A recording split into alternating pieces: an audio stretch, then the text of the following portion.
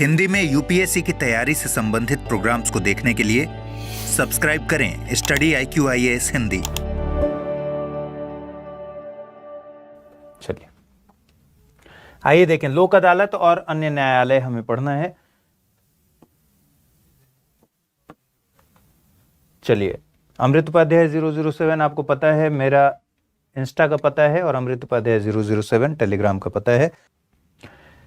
देखिए, आर्टिकल सबसे पहले हमें पढ़ना है विधिक सेवा प्राधिकरण के बारे में। विधिक सेवा प्राधिकरण क्या है, और आपने हमेशा सुना होगा नालसा के बारे में, राष्ट्रीय विधिक सेवा प्राधिकरण के बारे में। हमारा जो 39 क है अनुच्छेद, 39 किस भाग में है? 39 क किस भाग में है? भाग 3 में है या भाग 4 में है?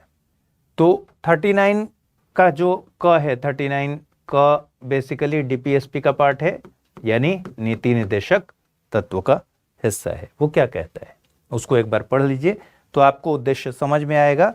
और समान न्याय और निःशुल्क विधिक सहायता, और 39 का कब जोड़ा गया था? 42वें संविधान संशोधन अधिनियम 1976 से जोड़ा गया था। ठीक है, 42वें संविधान संशोधन अधिनियम 1976 से ये जोड़ा गया था। इसमें क्या कहा जा रहा है? राज्य यह सुनिश्चित करेगा, कौन सुनिश्चित करेगा? राज्य, कि विधिक तंत्र, ठीक है, जो लीगल सिस्टम है हमारा, वो इस प्रकार काम करे कि समान अवसर के आधार पर न्याय सुलभ हो, और वह विशिष्टतया यह सुनिश्चित करने के लिए कि आर्थिक या फिर किसी अन्य डिसेबिलिटी के कारण, किसी अन्य निर्योग्यता के कारण कोई नागरिक न्याय प्राप्त करने के अवसर से वंचित न रह जाए, उपयुक्त विधान या स्कीम के द्वारा या किसी अन्य रीति से, किसी भी तरीके से निःशुल्क विधिक सहायता की व्यवस्था करेगा। निःशुल्क विधिक सहायता, फ्री लीगल एड की व्यवस्था करेगा। आपके पास पैसा है, आप जाकर किसी एडवोकेट को अगर हायर कर सकते हैं, लेकिन मान लीजिए किसी के पास पैसा नहीं है, उसको अदालत जाना पड़ा है, किसी कानूनी कार्यवाही में वो फंसा हुआ है, किसी कानूनी केस में फंसा हुआ है, तो फिर वो कैसे केस लड़ पाएगा? तो उसको मुफ्त विधिक सहायता मिलनी चाहिए। ए व्यक्ति जिसके पास पैसा है वो एडवोकेट कर सकता है, बी व्यक्ति जिसके पास आर्थिक सक्षमता नहीं है या फिर किसी अन्य तरह की सक्षमता के अभाव में ये व्यक्ति अपना केस नहीं लड़ सकता, अपना पक्ष नहीं रख सकता। ये इन दोनों को समान अवसर मिलना चाहिए, इक्वल अपॉर्चुनिटी होनी चाहिए, यही हमारा संविधान कहता है। और आर्टिकल 39 का इस बारे में स्पष्ट कहता है कि हमारा लीगल सिस्टम इस तरीके से काम करे, राज्य का यह दायित्व है, राज्य सुनिश्चित करेगा कि हमारा लीगल सिस्टम ऐसे काम करे कि इक्वल अपॉर्चुनिटी के आधार पर, समान अवसर के आधार पर न्याय सुलभ हो, और किसी को आर्थिक निर्योग्यता या अन्य निर्योग्यता के कारण किसी भी नागरिक को न्याय प्राप्त करने के अवसर से वंचित न रहना पड़े। और इसके लिए करना क्या होगा कि भाई निःशुल्क विधिक सहायता की व्यवस्था करनी पड़ेगी किसी भी तरीके से। ठीक है, फिर आर्टिकल 14 भाग 3 में मूल अधिकारों में है। ठीक है, कुछ दशाओं में, फिर आर्टिकल 22 कह रहा है कुछ दशाओं में गिरफ्तारी और निरोध से संरक्षण। आर्टिकल 22 का एक जो है वो कहता है किसी व्यक्ति को जो गिरफ्तार किया गया है, ऐसे गिरफ्तारी के कारणों से जितनी जल्दी हो सके अवगत कराना चाहिए जिसको गिरफ्तार किया गया है, कि भाई क्यों गिरफ्तार किया गया है। देखते हैं ना, आप किसी को गिरफ्तार किया जा रहा है तो कहा, वो पूछता है कि भाई किस वजह से गिरफ्तार किया जा रहा है, वारंट है आपके पास, उस गिरफ्तारी का कारण जानने का उसका अधिकार है। ठीक है, ये आर्टिकल 22 का एक जो कहता है, उसमें साथ ही ये भी कहता है कि अपनी रुचि के विधि व्यवसायी से परामर्श करने और प्रतिरक्षा कराने के अधिकार से वंचित नहीं रखा जाएगा। फिर यहां वही सवाल है कि भाई अपनी रुचि के विधि व्यवसायी को अफोर्ड करने की ताकत अगर किसी में नहीं है तो क्या उसको कानूनी सहायता मिलेगी या फिर नहीं मिलेगी? हमारा संविधान कहता है कि कानूनी रूप से सक्षम रखने के लिए, सभी के पास समान अवसर हो और राज्य ये सुनिश्चित करे। तो इसलिए फ्री लीगल एड सबको मिलना चाहिए। तो राज्य ने सुनिश्चित किया और 1987 में पहली बार एक विधिक सेवा प्राधिकरण का गठन किया गया। ठीक है, विधिक सेवा प्राधिकरण के लिए एक एक्ट ले आया गया जिसको क्या बोलते हैं, लीगल सर्विस अथॉरिटीज एक्ट। ठीक है, लीगल सर्विसेज अथॉरिटीज एक्ट। तो वही विधिक सेवा प्राधिकरण का जो अधिनियम है 1987 का, इसके पहले भी ऐसा नहीं है कि पहली बार ऐसा किया गया, इसके पहले भी बहुत सारे प्रयास किए गए थे। 1982 में गुजरात में एक ड्राइव इस तरीके का चलाया गया था। जब इसके पॉजिटिव रिजल्ट आए 1987 में, यूपीएससी की तैयारी का हर दिन कीमती होता है और हर कल की राह आज से ही बनती है। तो क्या आपने प्रतिज्ञा ली है अपने आईएएस सपने को साकार करने की?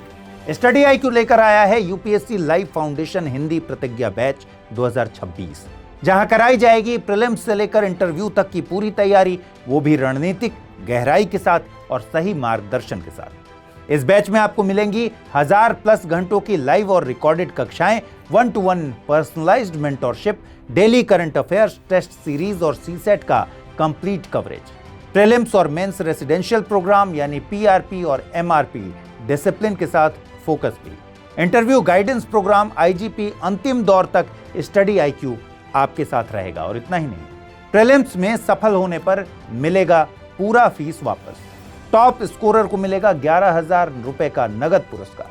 अब तय कीजिए, आप सिर्फ सपना देखेंगे या उसके लिए स्टडी IQ के साथ मिलकर प्रतिज्ञा निभाएंगे। यूज करें कोड अमृत लाइव और पाएं मैक्सिमम डिस्काउंट हमारे गोल्ड, प्लैटिनम और डायमंड बैचेस पर। अगर अब भी कोई सवाल हो तो डिस्क्रिप्शन में दिए गए लिंक पर क्लिक करें या मुझे सीधा मेल करें amrit@studiiq.com पर। यूपीएससी 2026, आपकी प्रतिज्ञा हमारा मार्गदर्शन।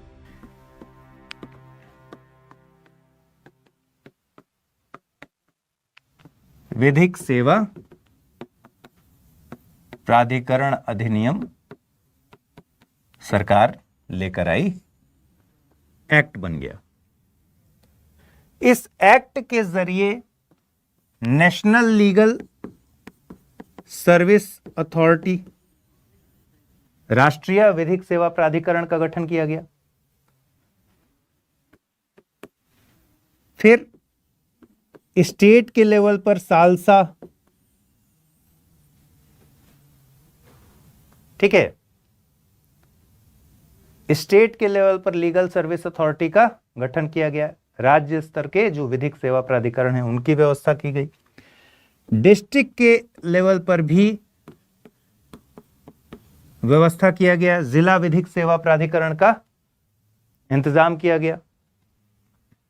और ताल्लुक के लेवल पर, मंडल या फिर ताल्लुक के लेवल पर भी इसी तरीके के प्राधिकरण का इंतजाम किया गया। ध्यान रखिएगा कि यह अधिनियम तो 1987 में आ गया था, लेकिन ये इंप्लीमेंट हुआ है 1995 में। ठीक है, 9 नवंबर 1995 को इंप्लीमेंट हुआ है, लागू हुआ है। तो इसका मतलब नालसा का गठन इसी एक्ट के जरिए हुआ है। तो इसका मतलब कब हुआ? 1995 के दिसंबर में इसको गठित किया गया। और 4 स्तर पर इसका इंतजाम किया गया है, राष्ट्रीय स्तर पर, राज्य के स्तर पर हर राज्य में, ठीक है, और जिला के स्तर पर प्रत्येक जिला में, और मंडल या फिर तालुका के स्तर पर।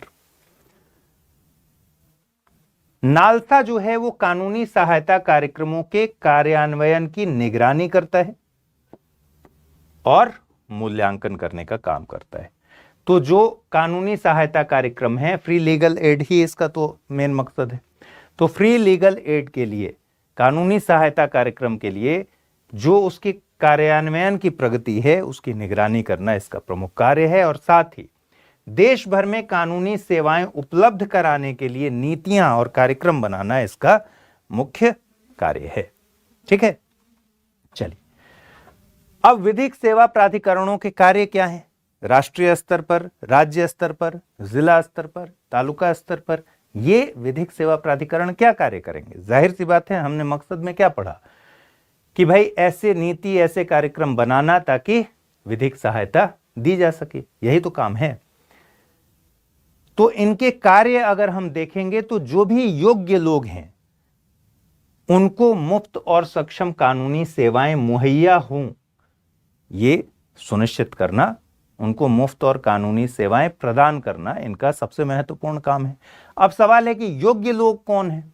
योग्य लोग इसमें एक्ट में ही दिया गया है कि योग्य लोग कौन कौन हैं, और आपकी किताब में भी दिया गया है। जैसे अनुसूचित जाति, अनुसूचित जनजाति के सदस्य जो हैं वो विधिक सहायता के लिए एलिजिबल पर्सन हैं, उनको मिलना चाहिए। महिलाएं, बच्चे, ठीक है। उसके बाद जो औद्योगिक श्रमिक हैं, इंडस्ट्री में काम करने वाले मजदूर हैं, दिव्यांगजन हैं, मानसिक रूप से जो लोग बीमार हैं उनको मिलना चाहिए। किसी तरह की आपदा है, औद्योगिक आपदा हो, इंडस्ट्रियल डिजास्टर हो, या फिर ऐसी आपदा जो आप जानते हैं ऑलरेडी, बाढ़, सूखा, भूकंप, इस तरह की आपदा में जो शिकार व्यक्ति हैं उन लोगों को, इन सारे लोगों को, योग्य व्यक्तियों को फ्री लीगल एड की सुविधा प्रदान करना इसका प्रमुख कार्य है। सिर्फ नालसा की अब बात नहीं हो रही है, सारे जो प्राधिकरण हैं उनकी बात हो रही है, ठीक है। चलिए, लोक अदालत का आयोजन करना, इसी का एक चैप्टर है लोक अदालत का आयोजन करना। मतलब इस एक्ट के जरिए, विधिक सेवा प्राधिकरण अधिनियम 1987 के जरिए ही लोक अदालतों का गठन किया गया है। विधिक सेवा प्राधिकरण अधिनियम 1987, लीगल सर्विसेज अथॉरिटी एक्ट 1987 के तहत ही लोक अदालत का आयोजन करना, लोक अदालतों का गठन करना। हम आगे पढ़ेंगे कि लोक अदालत क्या है, ठीक है। और आप जानते हैं कि बहुत सारे लोगों को नालसा के बारे में नहीं पता, बहुत सारे लोगों को यह भी नहीं पता कि हमारा संविधान इस तरह की व्यवस्था करता है कि लोगों को मुफ्त और विधिक सहायता उपलब्ध हो। सरकार पर यह दायित्व है कि सरकार ऐसी व्यवस्था करे, राज्य इसकी व्यवस्था करे कि विधिक सहायता मिले, मुफ्त मिले, ठीक है। तो जो जागरूकता नहीं है, तो इसका एक और काम है कि कानूनी जागरूकता शिविरों का आयोजन करे, ठीक।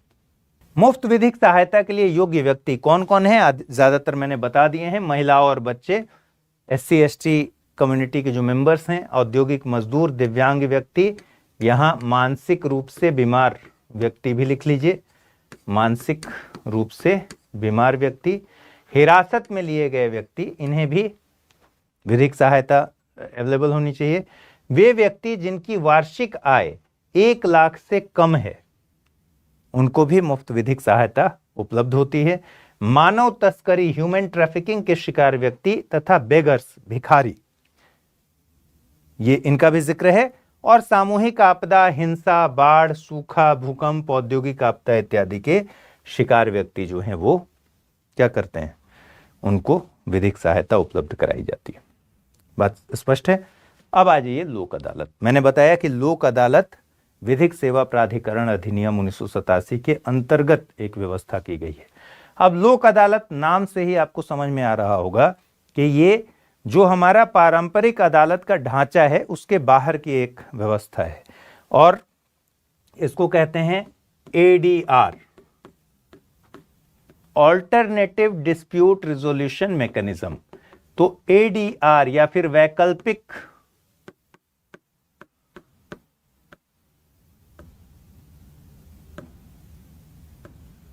विवाद समाधान तंत्र,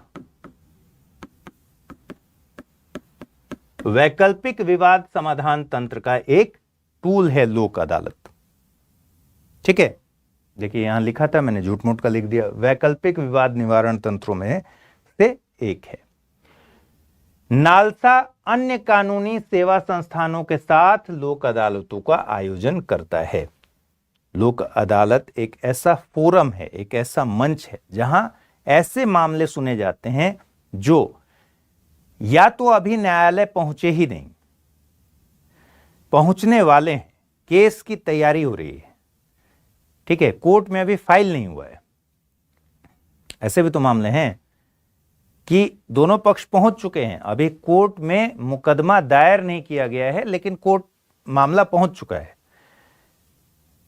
लेकिन फाइल नहीं हुआ है, अभी न्यायाधीश के सामने नहीं आया है।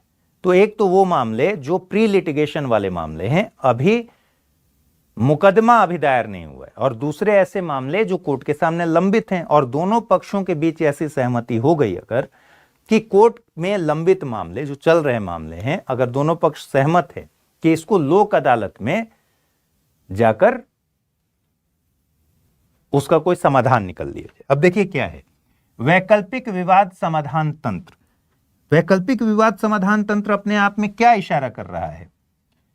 अगर लोक अदालत वैकल्पिक विवाद समाधान तंत्र का हिस्सा है, इसका मतलब है कि कोर्ट में आमतौर पर जब आप मुकदमेबाजी करते हैं, जो केस लड़ते हैं, दोनों पक्षों से वकील खड़े होते हैं, बहस करते हैं, एक दूसरे से डॉक्यूमेंट मांगते हैं, गवाह पेश करते हैं, वो वाला सिस्टम नहीं है। वैकल्पिक विवाद समाधान तंत्र का मतलब ही है कि ये मध्यस्थता और सुलह के आधार पर इसमें कार्रवाई होगी। तो लोक अदालत दरअसल क्या करना चाहता है भाई? लोक अदालत में दो तरह के ही मामले जाएंगे। कौन कौन से मामले होंगे ये?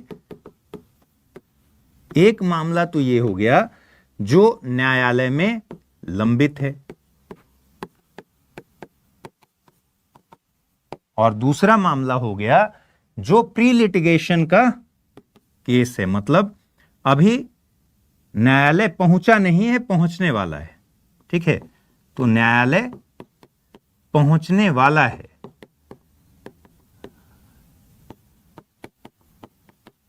मुकदमा दायर नहीं हुआ है,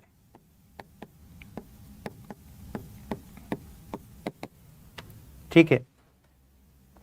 अगर न्यायालय पहुंचने वाला है, मुकदमा दायर नहीं हुआ है, तो जाहिर सी बात है कि क्या होगा?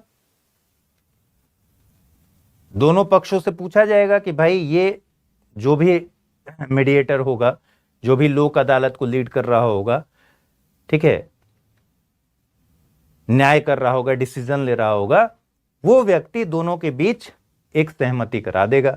अगर ये मामला सहमति पर पहुंच गया तो फिर लोक अदालत का जो फैसला होगा वही डिक्री का, उसी को डिक्री मान लिया जाता है। दूसरी तरफ अगर न्यायालय में यह मामला लंबित है और दोनों पक्षों में आपसी सहमति हो गई कि न्यायालय से इस मामले को लोक अदालत में ट्रांसफर कर दें, तो यह मामला लोक अदालत चला जाएगा। और लोक अदालत में अगर दोनों पक्षों के बीच सहमति बना दी गई तो क्या होगा? फैसला आ जाएगा, और लोक अदालत का ये जो फैसला आएगा यही डिक्री होगा, क्योंकि लोक अदालत को सिविल कोर्ट का इसको दर्जा हासिल है, ठीक है। तो लोक अदालत की तरफ से जो फैसला आ गया वही डिक्री हो गया, और क्योंकि ये फैसला दोनों के सहमति से आया है, दोनों पक्षों के बीच सहमति हो गई, आपसी सहमति से ये फैसला आया है, इसलिए इसकी अपील कहीं नहीं की जाएगी। इसकी अपील कहीं भी नहीं की जा सकती। क्यों नहीं की जा सकती? क्योंकि दोनों पक्षों के बीच सहमति बनाकर यह फैसला आया है। अब कल को आप ये नहीं कह सकते कि भाई मैं सहमत नहीं हूं, कल हो गया था लेकिन आज असहमति है, ऐसा नहीं है। तो अपील नहीं की जा सकती है कहीं पर। लेकिन ध्यान रखिए, नया केस उसी मुद्दे पर किया जा सकता है। कई बार आपको कंफ्यूजन होता है कि भाई अपील का मतलब क्या हुआ? अपील का मतलब हुआ इस डिसीजन को चैलेंज करना। तो इस डिसीजन को आप अपर कोर्ट में चैलेंज नहीं कर सकते, लेकिन उसी मुद्दे पर जाकर नया मुकदमा जरूर दायर कर सकते हैं। ठीक है, बात स्पष्ट है। ये सारी बातें आपको जाननी थी। तो लोक अदालत ऐसा मंच है जहां ऐसे मामले सुने जाते हैं जो या तो न्यायालय में लंबित हों या अभी मुकदमे के रूप में दर्ज नहीं किए गए हों, और ऐसे मामलों को सौहार्दपूर्ण ढंग से आपसी सहमति से उसमें समझौता करा दिया जाता है। लोक अदालतों को वैधानिक दर्जा हासिल है। ध्यान रखिए, इस पर कभी स्टेटमेंट पूछ सकता है। वैधानिक दर्जा कैसे हासिल है? मैंने अभी अभी बताया, विधिक सेवा प्राधिकरण अधिनियम 1987 के तहत लोक अदालत को स्टैट्यूटरी स्टेटस है, वैधानिक दर्जा दिया गया है। ठीक है। फैसले अंतिम और बाध्यकारी होते हैं। क्यों अंतिम और बाध्यकारी होते हैं? इसलिए क्योंकि ये आपसी समझौते से लिए गए फैसले हैं, दोनों पक्षों के समझौते से लिए गए फैसले हैं। ऑब्वियसली ये अंतिम है, बाध्यकारी हैं। इसका मतलब क्या है? इनमें अपील नहीं किया जा सकता। अगर कोई निर्णय से असंतुष्ट है तो उचित न्यायालय में मुकदमा शुरू करने के लिए स्वतंत्र होता है। दोनों में अंतर है। उसके फैसले को चैलेंज नहीं कर सकते, अलग से केस करना है जाकर कर दीजिए। ठीक है। चलिए, राज्य वैधानिक सेवा प्राधिकरण या जिला वैधानिक सेवा प्राधिकरण या सर्वोच्च न्यायालय वैधानिक सेवा समिति या उच्च न्यायालय वैधानिक सेवा समिति लोक अदालतों का आयोजन करते रहती है। प्रत्येक लोक अदालत में ऐसे सेवारत या सेवानिवृत्त न्यायिक अधिकारी और क्षेत्र के अन्य व्यक्ति होते हैं जो निकाय द्वारा निर्दिष्ट किए गए हों। जनरली 1+2 का कॉन्सेप्ट होता है। एक आदमी होता है जो सेवानिवृत्ति या फिर सेवारत न्यायिक अधिकारी है, और दूसरा 2 व्यक्ति और होते हैं, वो सदस्य होते हैं। गैर समाधेय अपराध अदालत के क्षेत्राधिकार में नहीं आते। ये इंपॉर्टेंट बात है। गैर समाधेय अधिकार अपराध क्या है? मैंने आपको पहले पढ़ाया हुआ था, गैर शमनीय या फिर गैर समाधेय। तो गैर शमनीय क्या है? अंग्रेजी में इसको क्या कहते हैं? Non compoundable.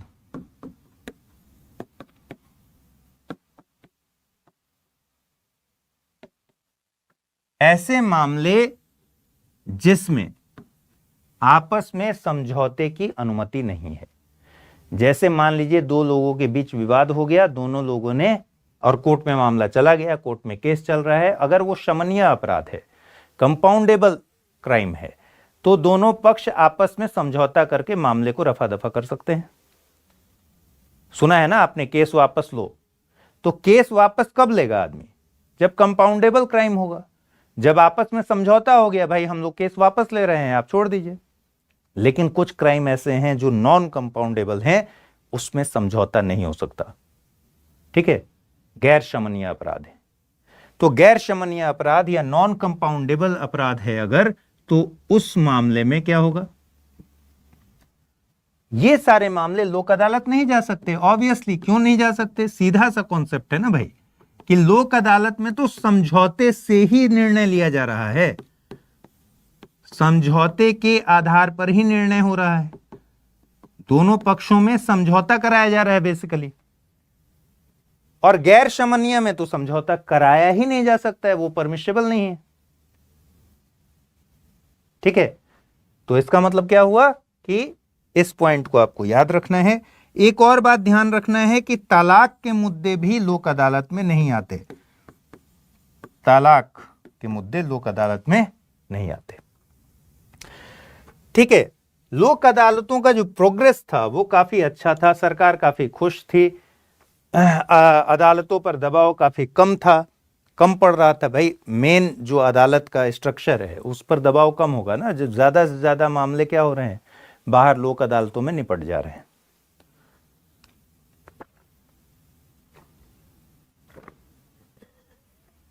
चलिए, लोक अदालत के पास यह अधिकार होता है कि वो निम्नलिखित विवादों में दोनों पक्षों के बीच समझौता कराने का निश्चय करे। कौन कौन से विवाद हैं भाई? कोई भी मामला जो किसी न्यायालय में लंबित हो, या कोई भी मामला जो कोर्ट के सामने अभी नहीं आया हो, आने वाला हो। आपको पता है, यह भी मैंने बता दिया है कि लोक अदालतों को सिविल कोर्ट की शक्ति प्राप्त है।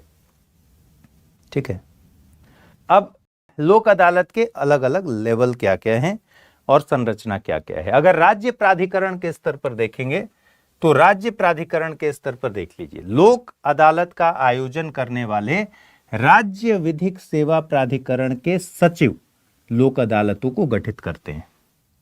ठीक है, इसमें ज्यादा चीजें ऐसी हैं जो आप ऐसे भी पढ़ सकते थे, लेकिन क्योंकि आप लोगों ने कहा कि नहीं पूरा ही पढ़ाइए, तो इसलिए हम लोग इसको पढ़ रहे हैं, अदरवाइज आप खुद से भी पढ़ सकते थे।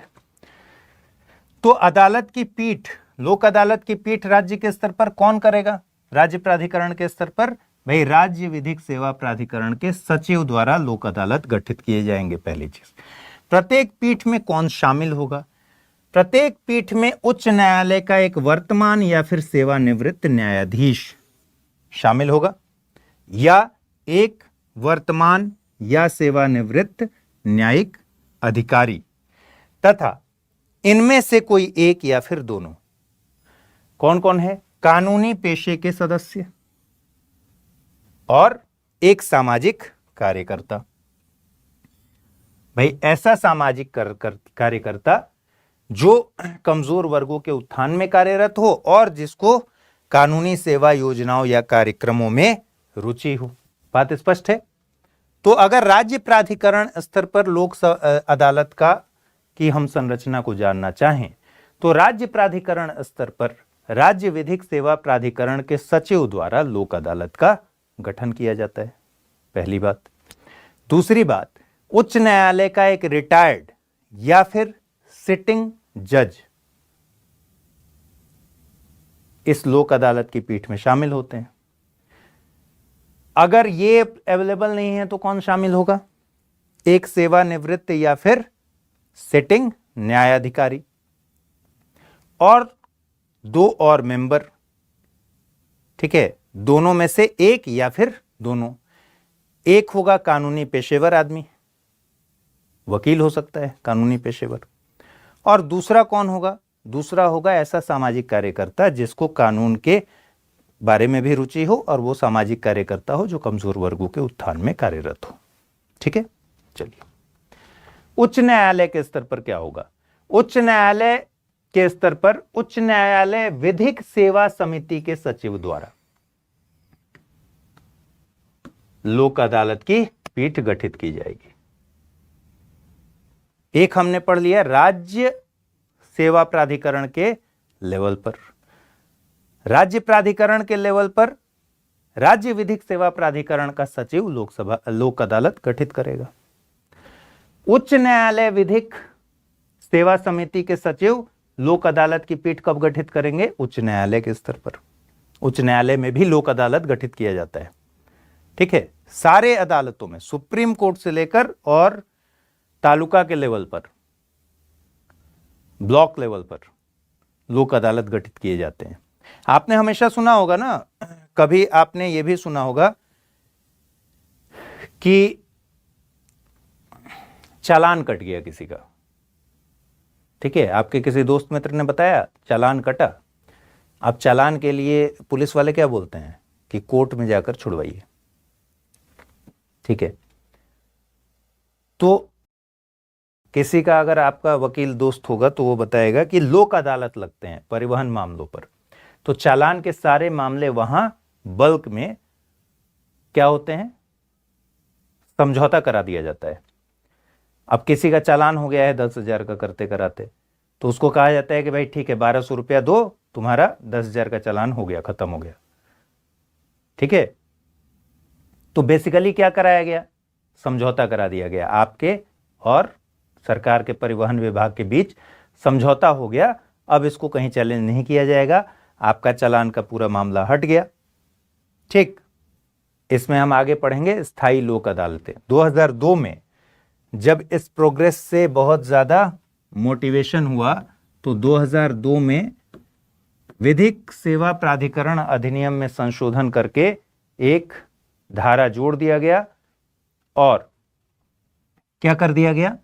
स्थायी लोक अदालतों का प्रावधान कर दिया गया।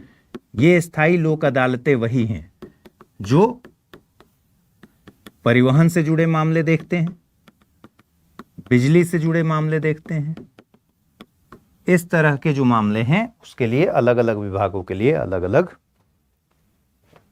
कर दिया गया। ठीक है, चलिए उच्च न्यायालय विधिक सेवा समिति के सचिव लोक अदालत की पीठ गठित करेंगे उच्च न्यायालय के स्तर पर। और प्रत्येक पीठ में कौन कौन शामिल होंगे? उच्च न्यायालय के वर्तमान या सेवानिवृत्त न्यायाधीश तथा इनमें से कोई एक या फिर दोनों। कौन होगा? कानूनी पेशे का एक सदस्य, जैसा हमने वहां देखा, और कमजोर वर्गों के उत्थान में लगा एक सामाजिक कार्यकर्ता जो कानूनी सेवा स्कीम्स में, योजना के कार्यान्वयन में रुचि रखता हो। ठीक है। जिला स्तर पर, जिला स्तर पर लोक अदालत का आयोजन करने वाले जिला विधिक सेवा प्राधिकरण के सचिव करेंगे। सीधी सी बात है। अब देख रहे हैं सारे सेक्रेटरीज ही लोक अदालत का गठन कर रहे हैं, वो राज्य प्राधिकरण के आधार पर हो या फिर उच्च न्यायालय के स्तर पर हो या जिला स्तर पर हो। तो जिला विधिक सेवा प्राधिकरण के सचिव लोक अदालत की पीठ गठित करेंगे। प्रत्येक पीठ में कौन शामिल होगा? एक वर्तमान या सेवानिवृत्त न्यायिक अधिकारी, न्यायाधीश नहीं। ठीक है।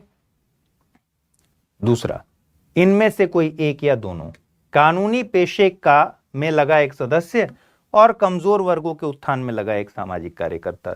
तो ये वाली चीज कॉमन है, एक या फिर दोनों। कौन? ये हर जगह है, राज्य प्राधिकरण के स्तर पर, उच्च न्यायालय के स्तर पर, जिला के स्तर पर, और इसके नीचे भी कानूनी पेशे में लगा हुआ एक सदस्य, कमजोर वर्गों के उत्थान में लगा एक सामाजिक कार्यकर्ता जो कानूनी सेवा योजनाओं या कार्यक्रमों के कार्यान्वयन में रुचि रखता हो। लेकिन जिला के स्तर पर एक तीसरा भी है क्लॉज, क्षेत्र की पैरा लीगल, अर्ध न्यायिक यानी क्वाजी जुडिशियल नहीं है, ये पैरा लीगल गतिविधियों में लगा हुआ व्यक्ति, प्रेफरेंस दिया जाएगा एक महिला को। ठीक है। ये सारी चीजें आपको थोड़ा सा याद करनी पड़ेंगी। फिर तालुक स्तर पर लोक अदालत का आयोजन कौन करेगा? तालुक विधिक सेवा प्राधिकरण के सचिव द्वारा गठित किया जाएगा। कौन इसको प्रिजाइड करेगा? कौन लीड करेगा? वर्तमान या सेवानिवृत्त न्यायाधीश अधिकारी। फिर इनमें से कोई एक या दोनों, कानूनी पेशे में लगा एक सदस्य और कमजोर वर्गों के उत्थान में लगा एक सामाजिक कार्यकर्ता। फिर सी में है क्षेत्र की पैरा लीगल गतिविधियों में लगा व्यक्ति। तो ये जो तीसरा है, आप देखेंगे जिला और तालुक के लेवल पर एक तीसरा क्लॉज भी है, पैरा लीगल गतिविधियों में शामिल व्यक्ति। और ये पैरा लीगल गतिविधियों में शामिल व्यक्तियों की क्या होती है? अपॉइंटमेंट होती है। ये एडवोकेट नहीं होते टेक्निकली, लेकिन लीगल मामलों में जानकारी रखते हैं। 3 प्रकार की लोक अदालतें अगर हम बात करें तो 3 प्रकार की लोक अदालतों में पहला है राष्ट्रीय लोक अदालत, जिसका जिक्र अभी अवधेश कर रहे थे कि पूरे देश में एक साथ लोक अदालतों का आयोजन होता है। इस तरह के सारे मामले, लाखों के मामले जो हैं, इलेक्ट्रिसिटी हो गया, परिवहन हो गया, इस तरह के जितने भी मामले हैं, रेंट से रिलेटेड मामला हो गया, ये सब कुछ एक साथ खत्म किया जाता है। तो राष्ट्रीय स्तर पर लोक अदालतें नियमित अंतराल पर आयोजित की जाती हैं। एक ही दिन में पूरे देश में सर्वोच्च न्यायालय से लेकर तालुक स्तर तक सभी अदालतों में लोक अदालतें आयोजित की जाती हैं। 2015 से प्रत्येक माह एक विशिष्ट विषय पर राष्ट्रीय लोक अदालत का आयोजन किया जाता है। तो आपको ध्यान ये रखना है कि राष्ट्रीय लोक अदालत का मतलब क्या हुआ? राष्ट्रीय लोक अदालत का मतलब यही हुआ, राष्ट्रीय स्तर पर। ये कोई ऑफिस नहीं है कि राष्ट्रीय लोक अदालत दिल्ली में की बात हो रही है। राष्ट्रीय लोक अदालत का मतलब कि राष्ट्रीय स्तर पर, मतलब पूरे देश के स्तर पर एक साथ सभी न्यायालयों में लोक अदालत का गठन, लोक अदालतों का काम होना, और उसी समय क्या होगा? सारे मामले खत्म किए जाएंगे। ठीक है। राज्य लोक अदालतें नियमित लोक अदालतों के रूप में भी जाना जाता है। इन्हें 3 रूप में वर्गीकृत किया जाता है: निरंतर लोक अदालत, दैनिक लोक अदालत, मोबाइल लोक अदालत। दैनिक लोक अदालत मतलब जो अदालतें डेली बेसिस पर लगती हैं लोक अदालत, उसको दैनिक बोल देंगे। निरंतर मतलब एक अंतराल पर लगती हैं, और मोबाइल लोक अदालत मतलब किसी स्थान विशिष्ट पर नहीं लगती हैं, बल्कि क्या करते रहती हैं? रोमिंग करते रहती हैं। ठीक है। स्थायी लोक अदालतें, स्थायी लोक अदालतें स्थायी बॉडी के, परमानेंट बॉडी के रूप में स्थापित की गई हैं 2002 में, जैसा कि मैंने बताया था। कानूनी सेवा प्राधिकरण अधिनियम 1987 में संशोधन किया गया। और उसके बाद सार्वजनिक उपयोगी सेवाओं के लिए स्थायी लोक अदालत का प्रावधान किया गया। कैसे कैसे सेवाएं हैं? जैसे परिवहन, डाक, ठीक है, टेलीग्राफ, इलेक्ट्रिसिटी, बिजली का बिल किसी का बहुत ज्यादा आ गया, पता चले 1 लाख बिल आ गया, अब दोनों में समझौता होना है, लोक अदालत में समझौता हो जाएगा। और क्योंकि दोनों पक्षों में समझौता हुआ है तो क्या होगा? चैलेंज नहीं किया जा सकता, केस कर सकते हैं जाके, चैलेंज नहीं कर सकते। ठीक है। स्थायी लोक अदालतों का उन मामलों में कोई क्षेत्राधिकार नहीं होगा जहां हमने देखा था कि लोक अदालतों का नहीं है भाई, पूरे लोक अदालतों का गैर शमनीय मामलों में जहां एक दूसरे से समझौता नहीं कर सकते, नॉन कंपाउंडेबल मामलों में जैसे लोक अदालतों का कोई क्षेत्राधिकार नहीं है, वैसे स्थायी लोक अदालतों का भी नहीं होगा ऑब्वियसली। स्थायी लोक अदालत में एक अध्यक्ष या सभापति होगा, ठीक है, जो जिला न्यायाधीश या अतिरिक्त जिला न्यायाधीश रहा हो, पहली बात, या फिर जो जिला न्यायाधीश से भी उच्चतर श्रेणी की न्यायिक सेवा में रहा हो। ठीक है, तो एक अध्यक्ष होगा जो, या सभापति जो जिला न्यायाधीश या अतिरिक्त जिला न्यायाधीश रहा हो, और 2 अन्य व्यक्ति होंगे जिन्हें सार्वजनिक सेवाओं में पर्याप्त अनुभव हो। ठीक है, स्थायी लोक अदालत का स्ट्रक्चर अलग होगा क्योंकि ये परमानेंट बॉडी है, हमेशा रहता है।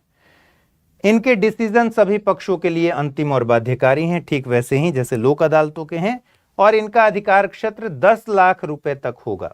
अब ध्यान दीजिए कि जो एक्ट है उसमें 10 लाख रुपए तक इनका जुरिस्डिक्शन दिया हुआ है, लेकिन सरकार ने जो रूल्स में नोटिफाई किया है वो 1 करोड़ कर दिया है। ठीक है, तो 2015 में केंद्र सरकार ने इनका आर्थिक क्षेत्राधिकार 1 करोड़ कर दिया है। ठीक हमने पिछली बार पढ़ा था कि कैसे कैसे क्षेत्राधिकार का अंतर है, वैसे ही इसमें भी है। तो स्थायी जो लोक अदालतें हैं, स्थायी लोक अदालतें ये एक्ट के हिसाब से 10 लाख रुपए के जुरिस्डिक्शन तक के मामले सुनेंगे, और केंद्र सरकार ने इसको मॉडिफाई करके 1 करोड़ तक कर दिया है 2015 में। ठीक है, अब है एक परिवार न्यायालय। परिवार न्यायालय जिसको आप कहते हैं फैमिली कोर्ट।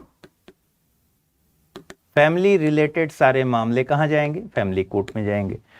इसका एक एक्ट है परिवार न्यायालय अधिनियम 1984, फैमिली कोर्ट एक्ट 1984। देश भर में पारिवारिक न्यायालय और फैमिली कोर्ट की स्थापना के उद्देश्य से इसको ले आया गया था। इसमें कौन कौन से मामले होंगे? ऑब्वियस है, विवाह से जुड़े हुए जो मामले होंगे, तलाक से जुड़े हुए जो मामले होंगे, फैमिली रिलेटेड जो मामले होंगे, उन सारे विवादों में क्या कराया जाएगा? सुलह को बढ़ावा देना। इन सारे कोर्ट्स का एक ही मकसद है कि समझौता करा दीजिए, सुलह करा दीजिए, अदरवाइज तो केस लड़ने के लिए है ही। ठीक है, जैसे लोक अदालत में एक और बात ध्यान रखिए कि लोक अदालत में हमने कहा कि भाई एक तो मामला है जो न्यायालय में लंबित है, और एक मामला है जो न्यायालय अभी पहुंचा नहीं है। जो पहुंचा नहीं है उसकी बात तो छोड़ ही दीजिए, लेकिन मामला मान लीजिए लंबित है। अगर इस लंबित मामले में दोनों पक्षों के बीच ये सहमति बनी कि ठीक है इसको हम लोक अदालत में सुलझा लेंगे, लोक अदालत चला गया, मान लीजिए लोक अदालत में सहमति बन गई तो उसका डिसीजन डिक्री की तरह हो गया, यहां तक तो हम पढ़ चुके थे। और मान लीजिए सहमति नहीं बनी तो 2 बातें देखिए, लोक अदालत में कोर्ट फी नहीं लगता। ठीक है, कोर्ट फीस नहीं लगता। यहां जहां अदालत में मामला लंबित था, यहां अगर आपने कोर्ट फीस जमा किया था और मामला लोक अदालत को ट्रांसफर किया गया और यहां सहमति बन गई, तो आपको यह कोर्ट फीस रिफंड कर दिया जाएगा अगर सहमति बन गई तो। और अगर नहीं सहमति बनी, यह मामला वापस कोर्ट में चला जाएगा। ठीक है, बात समझ में आ गई? तो इसी तरीके से फैमिली कोर्ट बना, फैमिली कोर्ट्स एस्टेब्लिश हुए विवाह और पारिवारिक मामलों से संबंधित विवादों में सुलह को बढ़ावा देने और त्वरित निपटान सुनिश्चित करने के लिए। तो सवाल है कि भाई फैमिली कोर्ट्स एस्टेब्लिश करता कौन है? राज्य सरकारें करती हैं उच्च न्यायालय के परामर्श से। ठीक है, राज्य सरकार के द्वारा उच्च न्यायालय के परामर्श से फैमिली कोर्ट एस्टेब्लिश किए जाते हैं।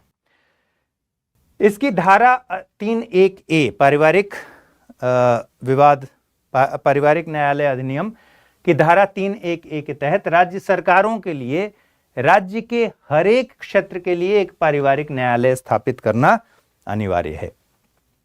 ठीक है, लेकिन जहां की आबादी 10 लाख या उससे ज्यादा हो वहां के लिए एक फैमिली कोर्ट बनाना अनिवार्य है। कितनी आबादी हो?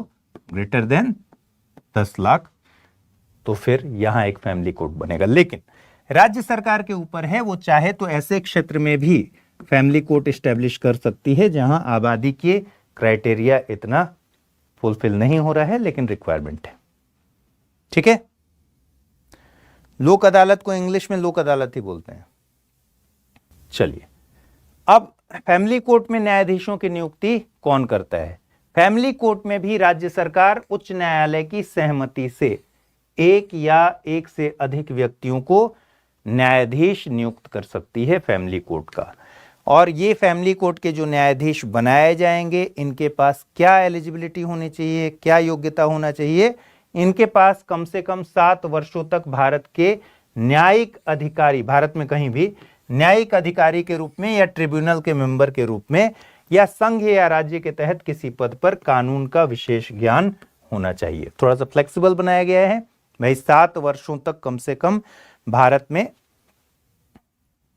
कहीं भी न्यायिक अधिकारी के रूप में कार्य करने वाले लोग हों या फिर संघ या राज्य के तहत किसी कानूनी का विशेष उनको ज्ञान हो या ट्रिब्यूनल के मेंबर रहे हों, तो वो मेंबर बन सकते हैं, किसके? न्यायाधीशों के पैनल में आ सकते हैं। दूसरा, कम से कम 7 वर्षों तक हाई कोर्ट में या 2 या अधिक न्यायालयों में वकील रहे हों, और ऐसी अन्य योग्यताएं जो केंद्र सरकार भारत के मुख्य न्यायाधीश की सहमति से निर्धारित करते हों।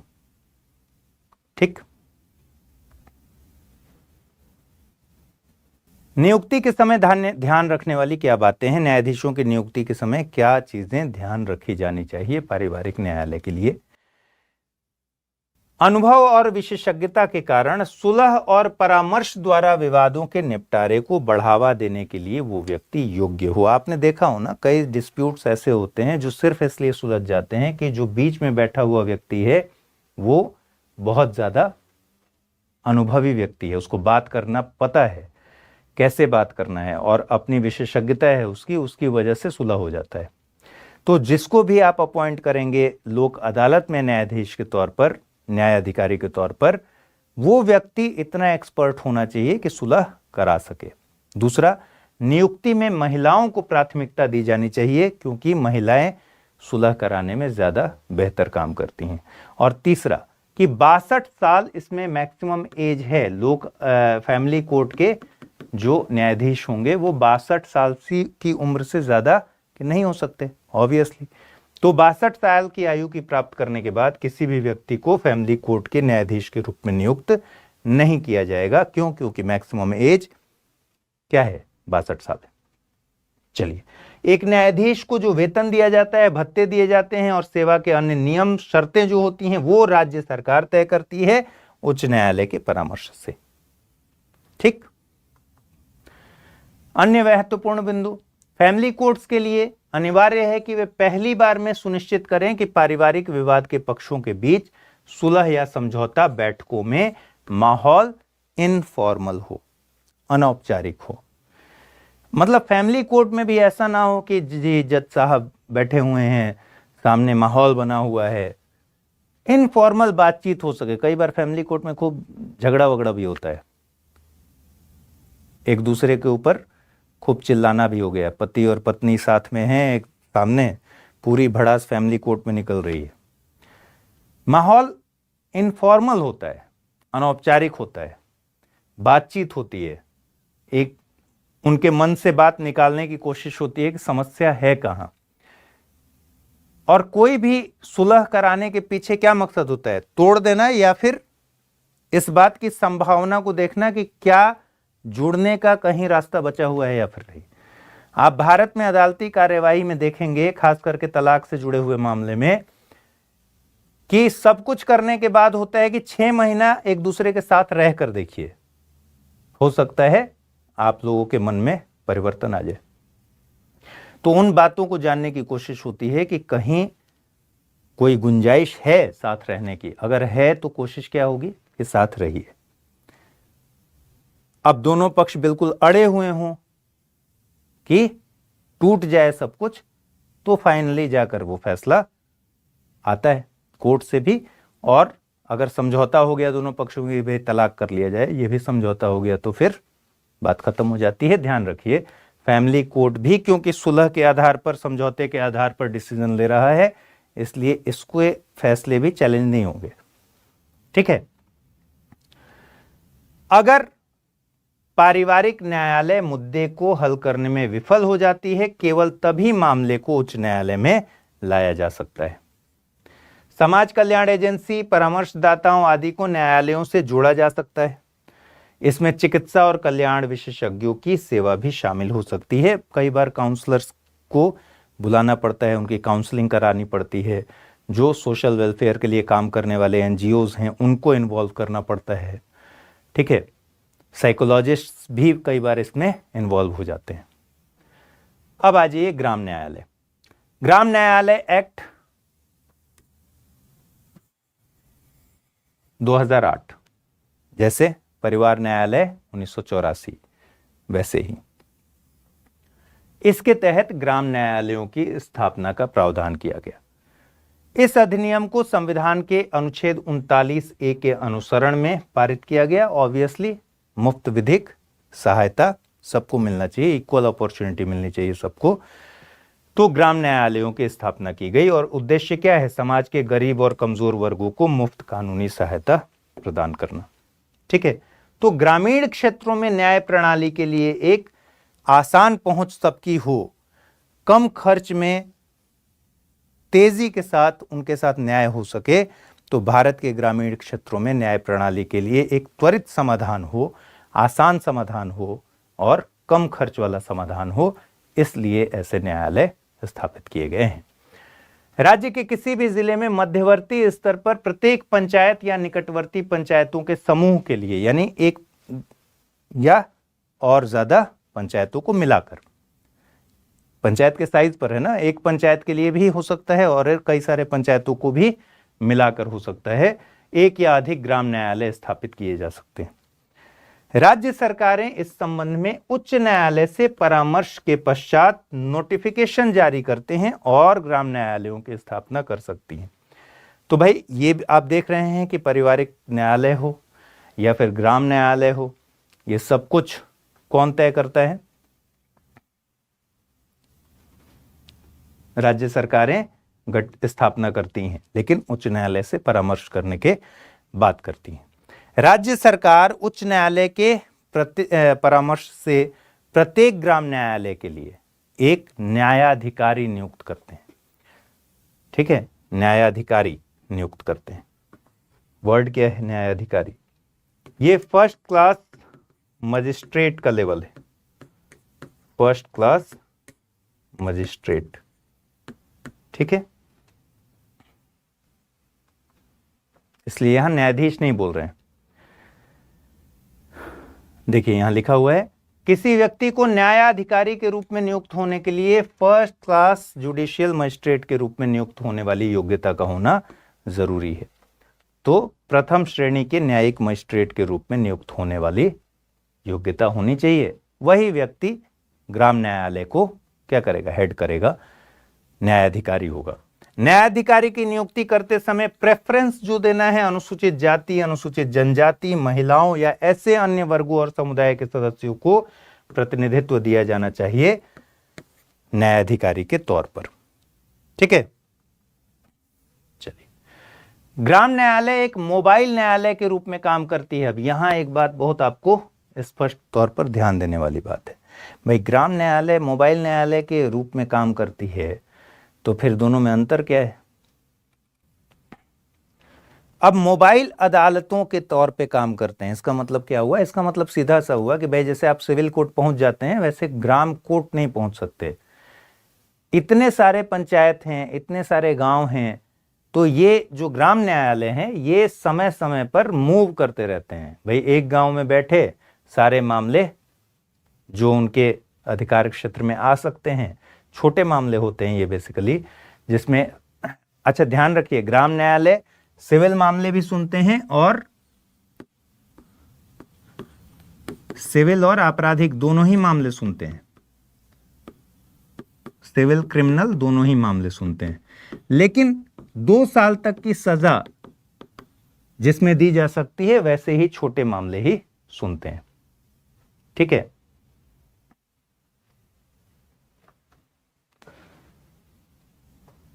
तो दोनों एक मोबाइल न्यायालय का मतलब यही हुआ कि ये गांव गांव घूमते रहते हैं और वहां अपनी अदालत लगाते रहते हैं। जनरली एक बस में अरेंजमेंट कर दिया जाता है, उसी में न्यायाधिकारी बैठा रहता है और वहीं पर जाते हैं, या तो बस में ही लगा लेते हैं अपना सारा कागजात लिए और क्या करना शुरू किए, उस पर समझौता कराना शुरू किए, डिसीजन लेना शुरू किए, या किसी बाग बगीचे में बस लगा के और नीचे उतर के कोर्ट लगा लिए, वहां डिस्प्यूट खत्म कर दिए, है ना। ग्राम न्यायालय उन आपराधिक मामलों, दीवानी मुकदमों, दावों या विवादों की सुनवाई करेगा जो अधिनियम की, ग्राम न्यायालय अधिनियम 2008 की पहली अनुसूची और दूसरी अनुसूची में दिया गया है। ठीक है, ग्राम न्यायालय सिविल प्रक्रिया संहिता 1908 और भारतीय साक्ष्य अधिनियम 1872 का अनुसरण करने के लिए बाध्य नहीं है। ठीक है, आपराधिक मामलों में ग्राम न्यायालय के निर्णयों के विरुद्ध अपील सत्र न्यायालय में की जाएगी। अब यहां आप ध्यान दीजिए कि ग्राम न्यायालयों के डिसीजंस के अगेंस्ट अपील की जाती है। ठीक है, ग्राम न्यायालय के डिसीजन के विरुद्ध सिविल मामले भी सुन रहा है और क्रिमिनल मामले भी सुन रहे हैं। अभी तक आपने क्या देखा? अभी तक आपने देखा एक फैमिली कोर्ट, फैमिली से रिलेटेड मामले, तलाक, शादी, संपत्ति, ठीक है, इस तरह के विवाद।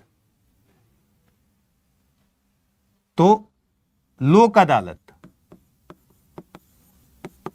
चालान, परिवहन हो गया, बिजली,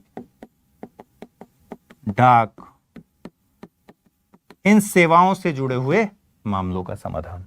लेकिन ग्राम न्यायालय आपराधिक मामले भी देख रहा है, सिविल मामले भी देख रहा है, छोटे मामले, सिविल और आपराधिक के छोटे मामले।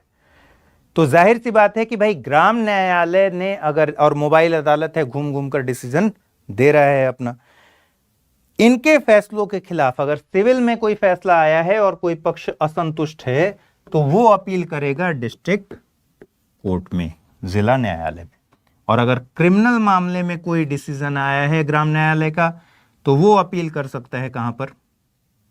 सेशन कोर्ट में, सत्र न्यायालय में। और मैंने पिछली बार आपको बताया था कि जिला और सत्र न्यायालय एक ही होता है, एक ही होता है। मतलब जब वो सिविल मामलों की सुनवाई कर रहा होता है तो जिला न्यायालय हो जाता है, और जब क्रिमिनल मामलों की सुनवाई कर रहा होता है तो सत्र न्यायालय हो जाता है। ठीक है, ग्राम न्यायालय द्वारा दिए गए किसी आदेश को उसके जारी होने के 30 दिनों के भीतर अपील उसका किया जा सकता है जिला न्यायालय या फिर सत्र न्यायालय में। ठीक है, और जब ऐसी अपील की जाती है तो जिला और सत्र न्यायालय में 6 महीने के भीतर ऐसे मामलों का निपटारा करना होता है। अब है एक वाणिज्यिक न्यायालय।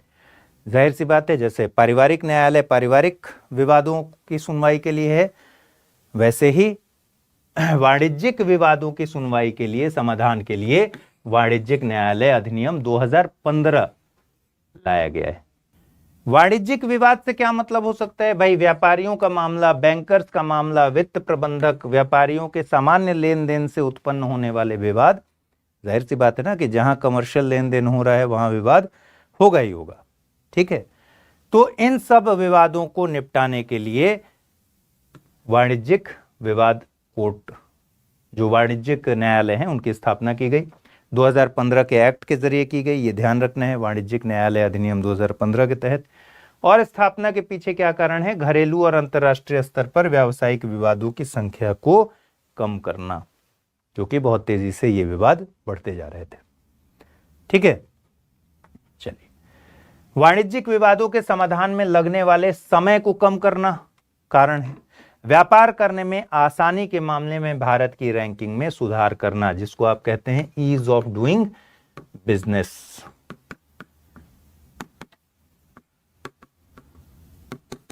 ईज ऑफ डूइंग बिजनेस के बारे में जानते हैं आप लोग? इसकी एक रिपोर्ट आती है, ease of doing business report. उसमें इंडिया की रैंकिंग आती है और अलग अलग स्टेट्स की भी रैंकिंग आती है। विधि आयोग की सिफारिश भी थी कि वाणिज्यिक न्यायालय गठित किए जाएं।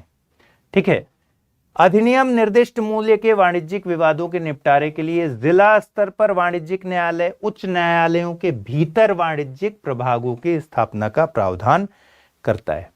राज्य सरकार उन क्षेत्रों को छोड़कर जिन पर उच्च न्यायालयों का सामान्य मूल नागरिक क्षेत्राधिकार है, जिला न्यायाधीश स्तर पर वाणिज्यिक अपीलीय न्यायालयों को नॉमिनेट कर सकती है।